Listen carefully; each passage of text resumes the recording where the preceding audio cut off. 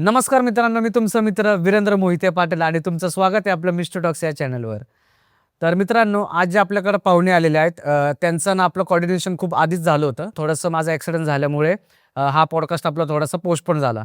पण सरांनी एवढं चांगलं सहकार्य केलं की कंटिन्यू फॉलोअपमध्ये राहिले आणि आज आपण रात्रीचा शूट घेत आहोत त्यांच्या टायमिंगनुसार, कारण की पहिला जो टायमिंग होता तो आपला मॅनेज नाही झाला. आणि सर आज आपल्यासोबत आहेत आणि महत्त्वाचं म्हणजे त्यांचं यूट्यूब चॅनल आहे. त्यांना आजच 10,000 सबस्क्रायबर पूर्ण झालेले आहेत. तर ते कुठला कंटेंट शूट करतात आणि त्यांची यूट्यूबची जर्नी कशी काय, आज आपण त्यांच्याकडनं तेही ऐकणार आहोत आणि त्यांच्याकडे खूप भयानक अनुभव आहेत, तेही आज आपण त्यांच्याकडनं ऐकणार आहोत. नमस्कार सर. नमस्कार. काय आपलं नाव? माझं नाव गतीश पाटील. बरं. आणि यूट्यूबचं चॅनल पण आहे ना तुमचं? हो, माझं यूट्यूबचं चॅनल आहे. चॅनलचं नाव आहे धाडस एक आव्हान. कसला कंटेंट शूट करता तुम्ही? त्यामध्ये बघा जुने ऐतिहासिक वाडे वगैरे, गड-किल्ले वगैरे असे मी व्हिडिओ वगैरे बनवत असतो. आणि आजच 10,000 सबस्क्रायबर पूर्ण झाले. हो, आजही झाले 10. तर तुम्हाला आमच्याकडून आणि आमच्या पूर्ण मिस्टर टॉक्स कुटुंबाकडनं तुम्हाला हार्दिक शुभेच्छा पुढच्या वाटचाली. धन्यवाद, धन्यवाद. बरं. YouTubeचं असं का वाटलं की चॅनल सुरू करावं म्हणून आणि त्याच्यामध्ये ग्रोथ होईल का नाही? म्हणजे तुम्हाला कसं वाटलं की सुरुवात का करावी म्हणून ह्याच्यात?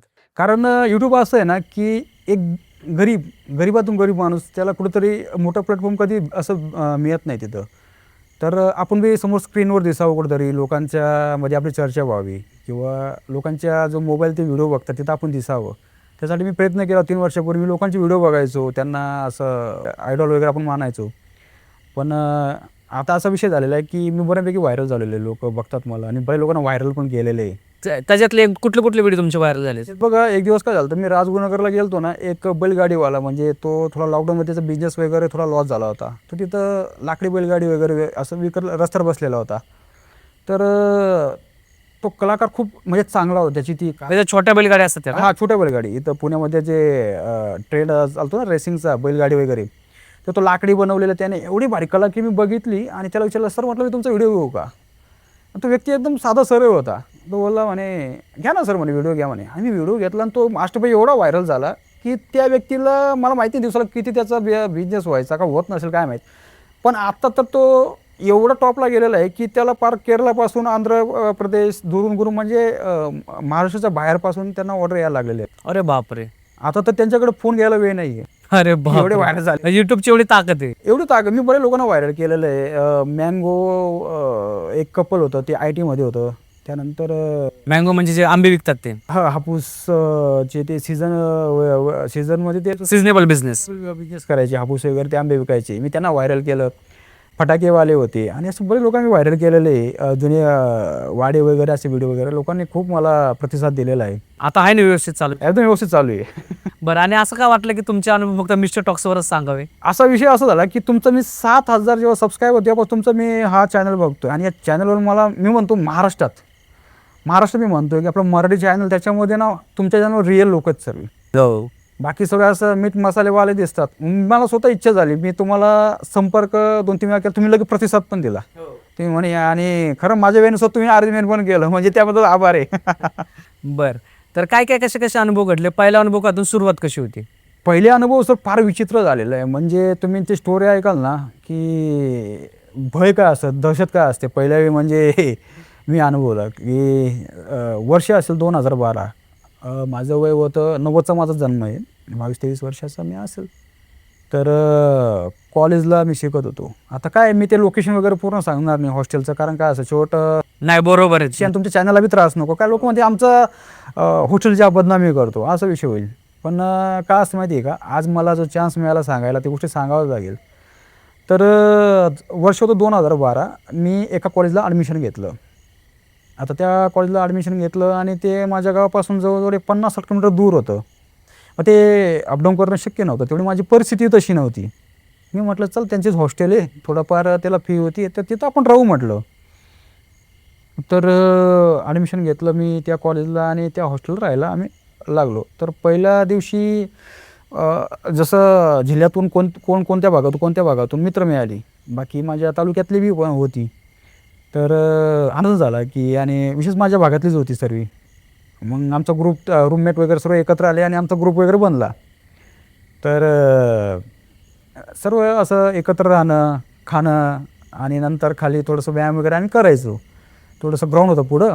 मग ते एका दोघाला चांगली सवय होती, म्हणजे रूमचे 6-7 मित्रपरिवार होता आमचा, म्हणजे बाकी ज्युनियर पण होते. तर आम्ही रोज संध्याकाळी वगैरे तर आम्ही व्यायाम वगैरे करायचो, रनिंग करायचो आणि त्याच्यामुळे काय झालं सर्वांची शरीर वगैरे चांगली बनली. बाकी एका दोघांची एवढं काही खास म्हणजे शरीर वगैरे बनली नाही, पण आम्ही माझी आणि तिघा चौघांचं शरीर वगैरे चांगलं बनले. मग आम्ही कंटिन्यू व्यायाम वगैरे करायचो. थोडं उशीर पण व्हायचा रात्री व्यायाम वगैरे करायचं तर, आणि अभ्यास वगैरे आम्ही करायचो. हॉस्टेलमध्ये राहायचो आम्ही. तर दिवसामागून दिवस जात होते आणि हॉस्टेलला असं राहायचं की काही सण वगैरे राहिली ना, ते हॉस्टेलला जवळजवळ 70 का 80 मुलं राहायची. तर काही सण वगैरे राहिली का तेव्हा हॉस्टेलमध्ये मुलंच राहायची नाही. आणि हॉस्टेल 3 मजली होती आणि हॉस्टेलचा आकार कसा होता माहिती आहे का? ते डॉक्टरांचं ते प्लसचं चिन्ह नसतं का, हा, तसा त्या हॉस्टेलचा आकार होता. बापरे. समोरासमोर वॉशरूम होती आणि असं समोरसमोर रूम होती. म्हणजे समोरसमोर रूम आणि समोरसमोर असं वॉशरूम होती. वॉशरूम अशा जागेवर होती की आमच्या रूमापासून मध्ये थोडासा गॅप यायचा. तिथं थोडंसं मध्ये असं अर्ध भिंत यायची आणि म्हणजे असं जाई वगैरे लावलेली ग्रिल होती आणि त्याच्या आजूबाजूला आम्हाला हॉस्टेलचं बॅक साईडचं सर्व दिसायचं, झाडं वगैरे अंधार वगैरे दिसायचं. 3 मजली आमची हॉस्टेल होती. वरच्या मजल्याला कोणीच राहायचं नाही. सेकंड मजल्याला दुसऱ्या मजल्याला बऱ्यापैकी तिथं राहायची. 3 मजली होती आमची. मी दुसऱ्या मजल्यावर राहायचो आणि पहिल्या मजल्याला किंचित मुलं वगैरे राहायची. दुसऱ्या मजल्याला बऱ्यापैकी लोकं राहायची. मग असं सण वगैरे काय राहिलं का ते हॉस्टेलमध्ये म्हणजे फारच कमी मुलं राहायची. आणि हॉस्टेलचा नियम होता की 10 वाजता हॉस्टेलचा गेट बंद व्हायचा. हॉस्टेलच्या समोर ग्राउंड होतं, समोर पुढं कॉलेज बी समोरच होती की तिथं रात्री फार अंधार राहायचं, कोणी नसायचं हॉस्टेलला. तर दिवसामागून दिवस जात होती आणि साधारण एक 3-4 महिन्यानंतर नवरात्रीचे दिवस आले. नवरात्रीचे दिवस आली आणि आम्हाला नवीन पोरांना आकर्षण, आजूबाजू मंडळी राहायची थोडंसं कॉलन्यांमध्ये की आपण गरबा वगैरे बघायला जाऊ, थोडंसं दांडिया वगैरे खेळू. आता मला तर काही खेळता येत नव्हतं, पण पोरं जायची. 6-7, 7-7 पोरांचा ग्रुप जायचा.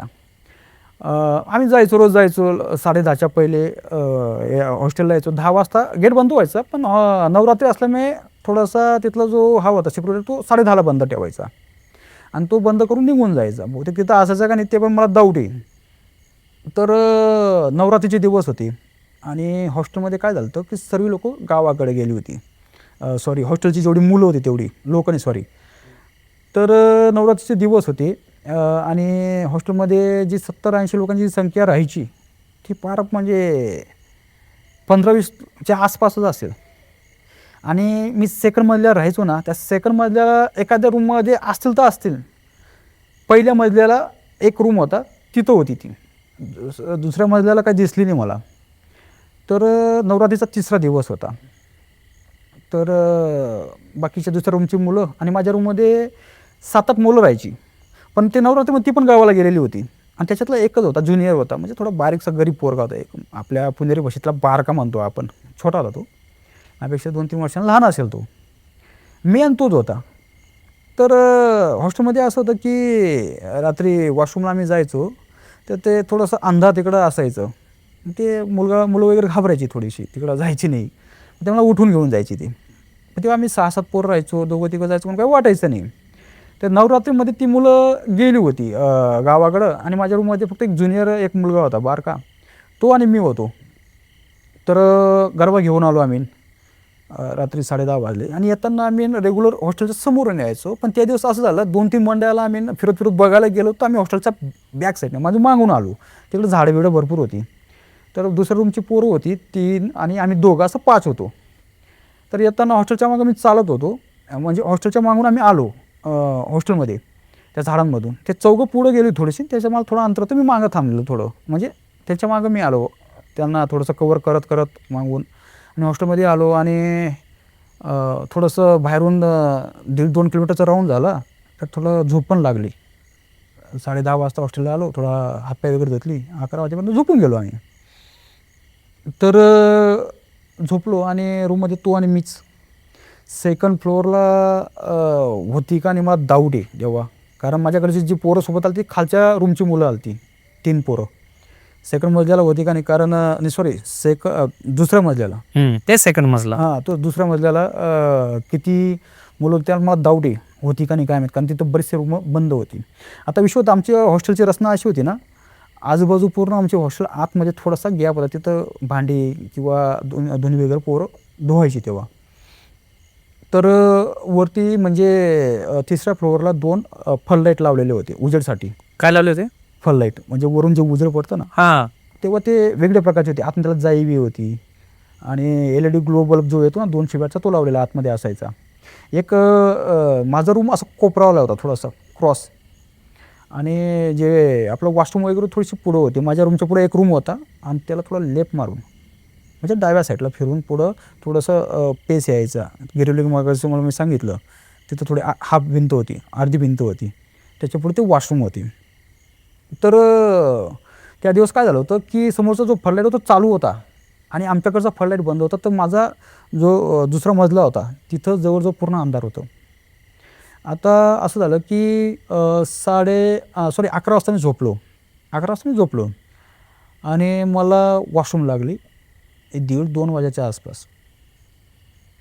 आणि मी रात्री कधीही उठून सर, मला कधीही वॉशरूमला निघून जायचं, मला काहीच वाटत नव्हतं. पण त्या दिवस मी उठलो ना, तर मला फार थोडंसं वेगळंच वाटलं त्या दिवस, की असं वॉशरूमला आपण जायचं नाही. कारण मला थोडं वेगळंच वाटत होतं, की या अंगाला काटे येत होते. आणि मी नेहमी जाणारा रूम लगेच दरवाजा खोलून लगेच जाणारा आणि लगेच येणारा 1 मिनिटाच्या आत. पण त्या दिवस माझी हिंमतच होत नव्हती. काय होत होतं मला ते कळत नव्हतं. मी उठलो आणि मी काय केलं, खडकन दरवाजा जो उघडायचो ना, तो थोडासा उघडवला. थोडासा दरवाजा असा लोटला मी आणि बाहेर वातावरण बघितलं मी. पाऊस पडून गेलेला होता. मी 11च्या आसपास झोपलो होतो. पाऊस पडून गेलेला होता आणि पाऊस साधारण अर्धा-1 तासाच्या आसपासच पडलेला असेल. थोडंसं असं टपटप आवाज येत होता. थोडंसं नॉर्मल चालू होता तो. तर बाहेर ना एकदम म्हणजे आमच्याकडचा जो लाईट होता, माझ्या रूमच्या पुढं वरती तो मोठा फल लाईट लावलेला, तो बंद पडलेला होता. तो बंद म्हणजे चालू राहायचा, बंद राहायचा. त्याला लूज कॉन्टॅक्ट नाही, तो बराचसा तो बंद राहायचा आणि समोरच चालू होता. तर रूमची म्हणजे जो दरवाजा होता त्याला 2 फळ्या होत्या. म्हणजे मी असं थोडंसं दरवाजा आपण जसं उघडतो ना, असं मी थोडंसं हा क्रॉस उघडला, हा नाही उघडला. आणि बाहेर मी बघितलं, एकदम अंधार आणि थोडंसं मला विचित्र वाटत होतं, एकदम अंधार. माझी हिंमत काय झाली. मग मी काय केलं, तो दरवाजा अजून लावून घेतला, लाईट बंद केलं आणि झोपून घेतलं. पण पोटात आपल्याला वॉशरूम लागलेली, तर झोप लागणार कशी. मी अर्धा 1 तास थोडासा टाईमपास केला. मला त्रास व्हायला लागला, जोरात त्रास व्हायला लागला. म्हटलं आता करणार काय आपण. तर मला असा त्रास व्हायला लागला. मग तेव्हा 1:30 का 2 होता अंदाजे माझा वेळ असेल तो. मी काही तेव्हा घड्या वगैरे काही आमच्याकडे नव्हत्यात. मोबाईल होता, तो चायना मोबाईल राहायचा आमच्याकडं. त्या मोबाईलमध्ये काही आम्ही त्याला बघायचो नाही. कारण आत्ताचा अँड्रॉइड मोबाईल नव्हते तेव्हा म्हणजे 2012ला काहीच नव्हतं. 13-14 पासूनच जिओ वगैरे बहुतेक आले असेल, मोबाईल अँड्रॉइड आल्या. त्याच्या पहिले असतील, पण एवढे काही खास आमच्याकडे नव्हते त्या भागामध्ये. तर 1:30 का 2 वाजता मी अजून रिटर्न झोपलो ना, मला 2:30-3 वाजता अजून जाग आली. मला त्रास व्हायला लागला. म्हटलं वॉशरूमला जावं लागेल, कारण त्रास होईल म्हटलं. मग मी पूर्ण दरवाजा उघडला आणि बाहेर निघालो मी. बाहेर मी जेव्हा दुसऱ्या मजल्यावर मी जेव्हा होतो आणि बाहेर जेव्हा मी त्याला आपण काय वरांडा काय म्हणतो त्याला आपण, अंगण नाही, दुसऱ्या मजल्याला आपण काय म्हणतो ते, जसं चाळसारखं होता तो आमचा हॉस्टेल. तिथं मी तो पेस बाहेरचा, तिथं मी जेव्हा पाय वगैरे ठेवला ना, माझ्या अंगाला काटे आले. आणि काय पाटील साहेब, मी जेव्हा पुढं पाय ठेवतो ना, मग अंगाला काटेच येत होते.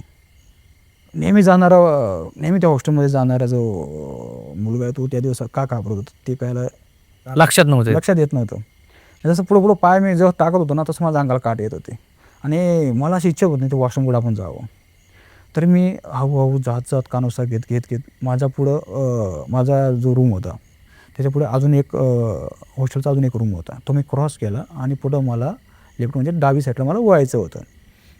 तिथून वळलो आणि पुढं लाईट होता, तो लाईट चालू होता आणि त्या लाईटजवळच थोडंसं मोकळा पेस होता, तुम्हाला मगाशीच बोललो मी. आणि तिथं ग्रिल वगैरे काही लावलेली होती.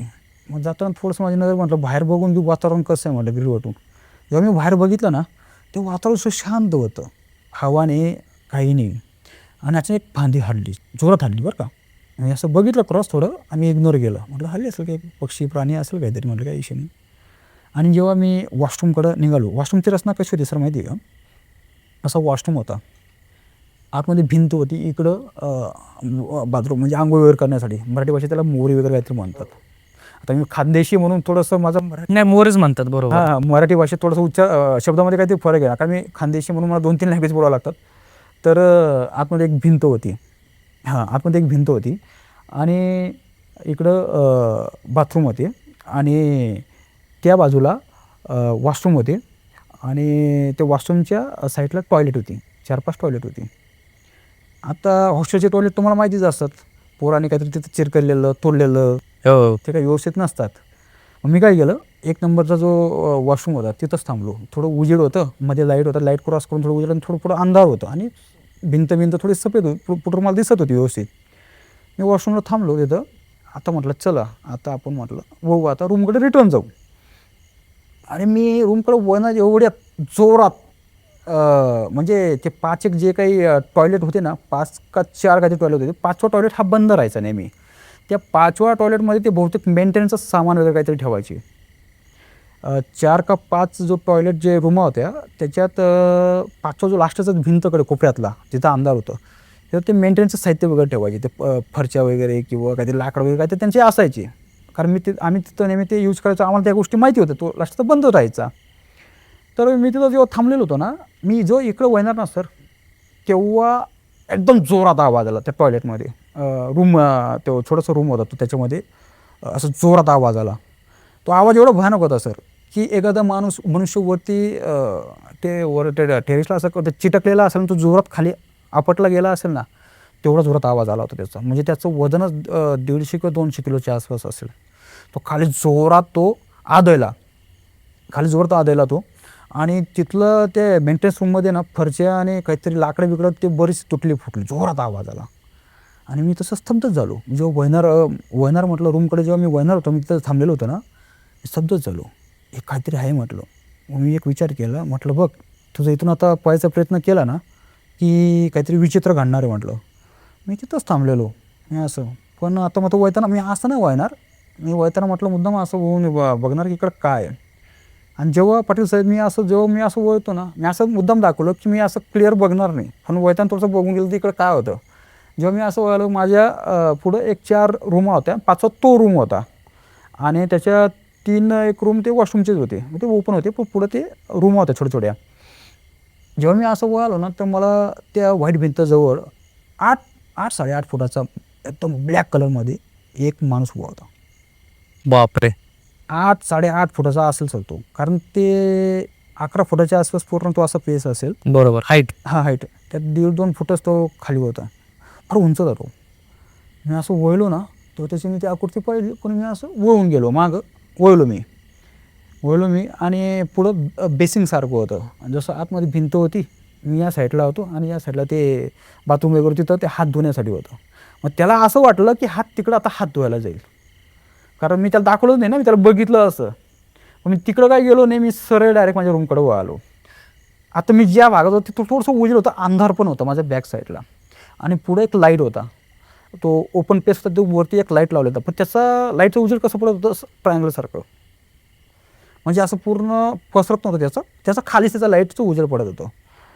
मग मी काय केलं, मी असं दाखवलं की मी बघितलंच नाही काही. मी 2-3 पावलं हळू चालत गेलो. माझी हिंमत होत नव्हती जोरात जायचं, कारण मला माहिती आहे की हा खूप स्ट्रॉंग दिसतोय. 8-8.5 फुटाचा असेल सर तो, एवढा का, म्हणजे मी आयुष्यात एवढा व्यक्ती पाहिला नाही मी. जेव्हा मी वळलो ना, तेव्हा मी 3 किंवा 4 पावलं पुढे गेलो असेल, त्याने लगेच पाय टाकला, त्यातून तो निघाला. आता जेव्हा तो निघाला ना, तेव्हा आपल्याला कळतं ना सर, आपल्या मागं कोणतं चालते आणि थोडं कंपन पावतं. म्हणजे जसं तुम्ही शेतामध्ये वगैरे गेले ना, तुमच्या मागं कोणतं धडधड चालताना आवाज येतो, जाणवतं त्या गोष्टी. तसं त्या हॉस्टेलमध्ये ना, ती हॉस्टेल फार जुनी होती सर. तर तो जेव्हा त्या वरांडा नाही, दुसऱ्या मजलीवर जेव्हा तो त्या फर्चूर चालवता ना, तेव्हा मला असं थोडंसं जाणवलं, कंपन पावलं. हात बसत होते. हादरे बसले, मग कळलं हा लय स्ट्रॉंग आहे यार, याचा पाय लय मोठा आहे म्हटलं. मी जेव्हा 3-4 पावलं पुढे गेलं, मी जसं अजून 2-3 पावलं पुढे गेलं, दुसरा पाय टाकला. आता तुम्हाला मी सांगतो, थोडंसं मी अजून बॅग येतो. जेव्हा मी वॉशरूमला जेव्हा आलो होतो, तेव्हा ते झाड हल्लं होतं, फांदी वगैरे. माझा अंदाज आहे त्या झाडावरून त्याने खिडकीतून तिथं आतमध्ये जंप घेतला. त्या जो हा होता टॉयलेटचा तो रूम होता लास्टचा, तिथं त्याने जंप घेतला जोरात. आणि तुम्हाला सांगतो सर, ती 1/2 फुटाचीच म्हणजे ती खिडकी असेल ना, तिथं आतमध्ये ते सलाईन वगैरे असते ना, लोखंडी गज वगैरे, तेवढा 1/2 फुटाचाच गॅप होता. तिथून तो कसं काय घुसला मला माहीत नाही. तिथून त्याने जोरात जंप मारला, त्या फरच्या फुटल्या. लास्टचा जो रूम होता तिथं, तो मेंटेनन्स रूम होता. तर तिथून तो जेव्हा चालत बाहेर आला तेव्हा पण मला हळूहळू आवाज येत होता. जेव्हा तो तिथून चालत आला तेव्हा तो जसं एखादा माणूस कचऱ्यातून असं बाहेर चालत येतो ना, आपल्याला कळतं की हा माणूस घरून बाहेर. पण मला ते उत्सुकता, जेव्हा कोणाला सांगतात तू इकडे बघू नको, इकडे माणूस बघतंच, तसं म्हटलं तर बघून जाऊ. समोर तो मला दिसला. तो 8-8.5 फुटाचा तो व्यक्ती होता. मग मी तसा घाबरलोच. मग मी हळूहळू 3 फूट जेव्हा 2-3 पावलं पुढे गेलो तेव्हा तो मागून तोही पाय टाकतोय. आणि जसं मी एक 5-6-7 फूट पावलं पुढे गेलो तेव्हा त्याने दुसरा तिसरा पाऊल टाकला. कंपन जोरात येत होता. तो जसा पाऊल टाकत असतो तो मागे येत होता. मला कळून गेला हा मागे येणार आहे. पण मला धीर काय होता, पुढं लाईट होता, उजेड होता, की हा उजेडपर्यंत येतो का नाही येतो. किंवा मग हा तो गायब पण पुढे येतो डायरेक्ट, कारण पुढं पण लाईट नव्हता, लाईट तो बंद होता. म्हटलं हा जो पुढं आला भाऊ, एक काहीतरी हा काय करणार आहे, हा तो मला उचलून कडून वरून दुसऱ्या महिलेहून खारून फेकणार आहे, नाही तर काय ते विचित्र करणार आहे. म्हटलं हा लय स्ट्रॉंग आहे. कारण म्हटलं आपण नाही याला हे करू शकत. म्हटलं काही म्हणजे तुम्ही घाबरले होते पूर्ण. घाबरलो होतो मी. फक्त काय आहे, थोडंसं तुम्हाला मगाशी बोललो की हॉस्टेलमध्ये व्यायाम वगैरे करायचो मुलं तेव्हा थोडंसं शरीर वगैरे बनलं होतं. पण थोडा आत्मविश्वास होता मला की आपण खूप स्ट्रॉंग आहेत. पण मला हे माहीत होतं की त्याचं 8-8.5 फुटाचा तो व्यक्ती तो आपल्याला सोडणार आहे का. ताकद मजबूत. तो मजबूत.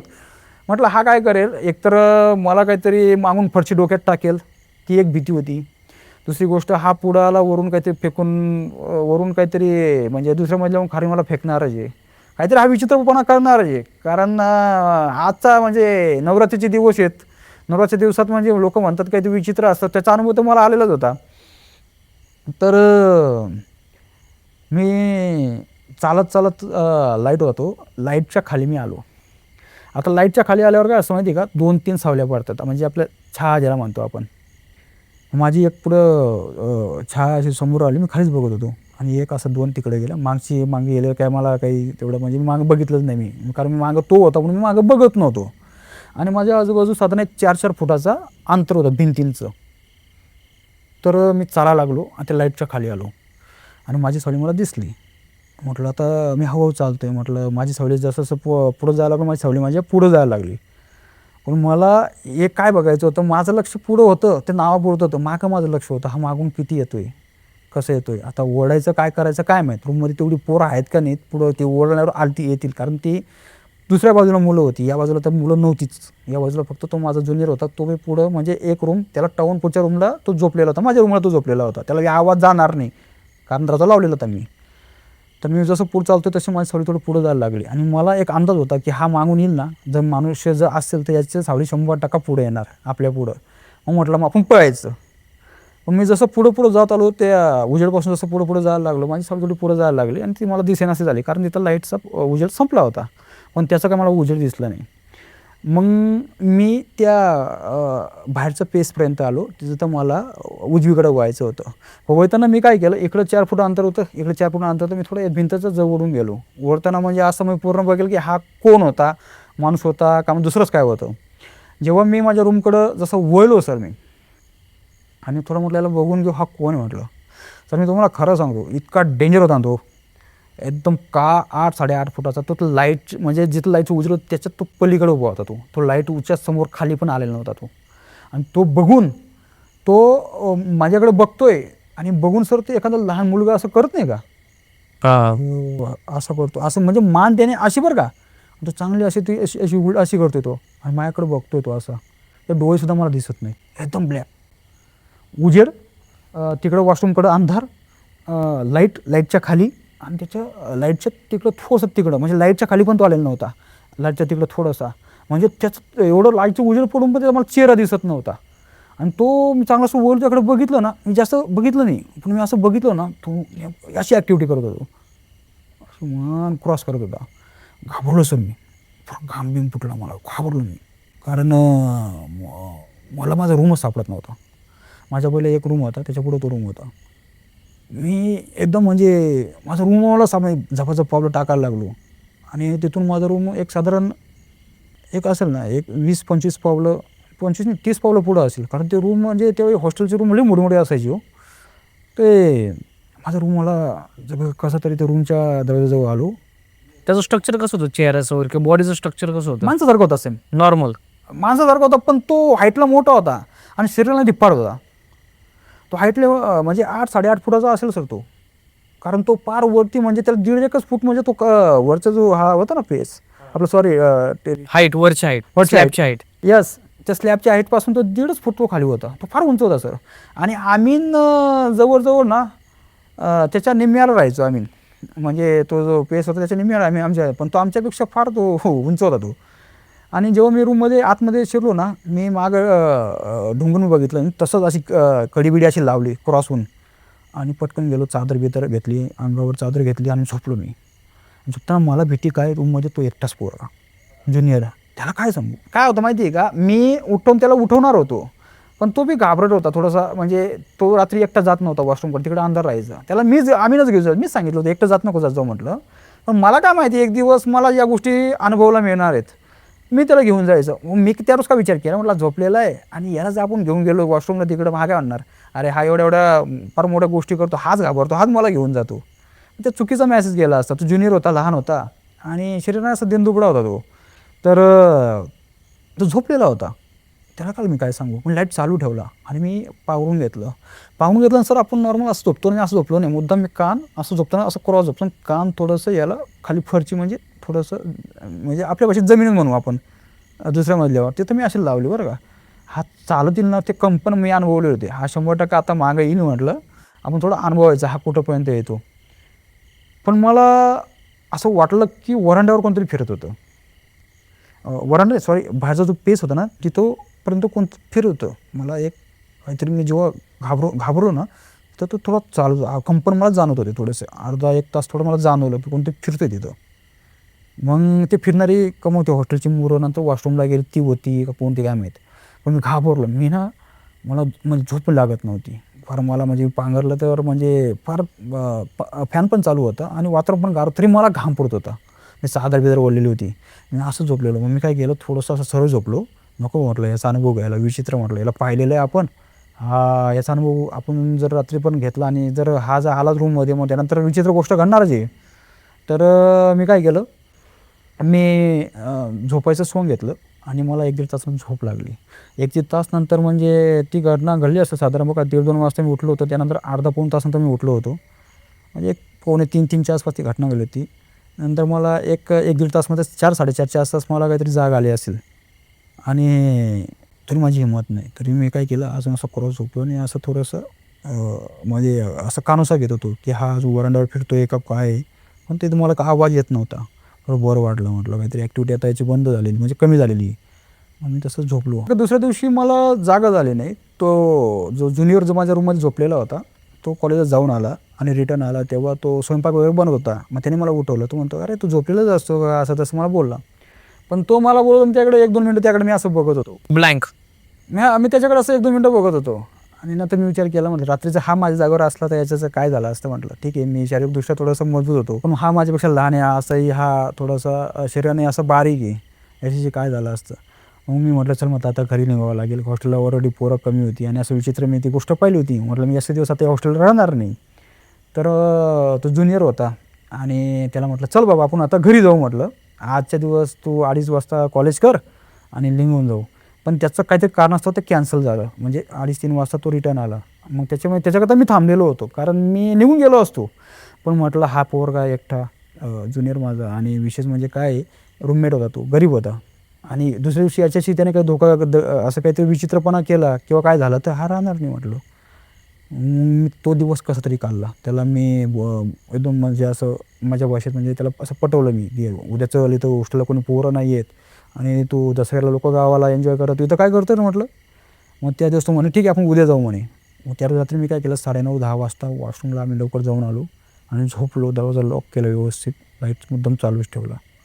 पहिल्या दिवशी असं विचित्र हो बरोबर. हां. दुसऱ्या दिवशी ना उजेड पडलं, थोडं कन्फर्म खिडकीतलं बाहेर थोडं मला दिसलो आणि उठलो आणि कॉलेजला जाऊन आलो 2:30 वाजता. त्याला पुढं घेतलं.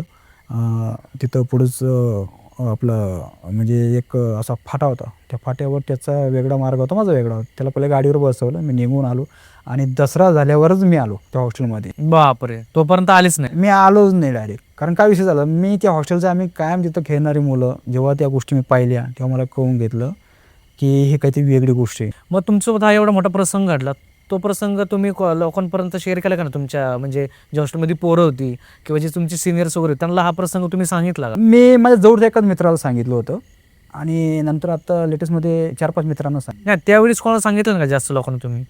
त्यावेळी काय झालं माहिती आहे का, ते असं चौघं पाचवी म्हणजे असं सोबत आलीच नाही. मागं दोघं तिघं आली, म्हणजे जास्त संपर्क जास्त व्हायचा नाही. म्हणजे ते पण थोडंसं त्यांची वेगळ्या वेगळ्या कॉलेजला होते ते. आणि जेव्हा माझ्या जवळच्या मित्राने सांगितलं की रात्री तू जात नको जाऊ, आपण दोघंच जाऊ वॉशरूमला. त्याला मी सांगितलं का विश्वास ठेवणारा तो एकच व्यक्ती होता.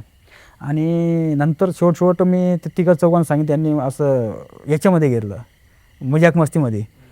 पण एक सांगू का सर, नाण्याची दुसरी बाजू म्हणजे त्या लोकांनी जर आयुष्यात कधी बघितलंच नाही भूत वगैरे, ते कशाला मान्य करते? बरोबर ते मला हसण्यात येतं. जसं दुनिया म्हणजे जग आपल्याला घेतं हसण्यात. मी बघितलेलं आहे, मान्य करणार, तुम्ही बघितलं तुम्ही मान्य करणार, तिसरा व्यक्ती मान्य नाही करणार, का त्यांनी बघितलंच नाही ना त्या गोष्टी. तर तिथून मग त्यानंतर मी जेव्हा त्या हॉस्टेलमध्ये 1-2-3 महिने पेंडिंग होते, म्हणजे त्यानंतर ही गोष्ट घडली, म्हणतात महिना सव्वा महिना झाला असेल. म्हणजे ते एक बाबा मागच्या साईडला एक कॉलनी होती, एक साधं 200-250 मीटर, म्हणजे मागं थोडं झाडबिडं राहायची. तर मागच्या साईडला एक बाबा वगैरे तिथं यायचे आणि ते बसून म्हणजे तो एक राऊंड मारला, त्या ग्राउंडला यायचे ते. मग त्याला आम्ही हाय बाय करायचो असं. त्यांना एक दिवस मी म्हटलं नमस्कार बाबा, असं तसं म्हटलं, तुमचं गाव कोणतं, असं मी ओळख काढली. मला ती शंका ना की हा व्यक्ती कोण होता, बरोबर आहे. हा व्यक्ती कोण होता. मग मी त्या बाबांना म्हटलं असं असं एक दिवस माझ्यासोबत नवरात्रीत मी असं एकटा होतो सर म्हटलं, आणि असं असं मी व्यक्ती पाहिला, फार विचित्र होता सर म्हटलं, तो मला बघून वेगळंच करत होता सर म्हटलं.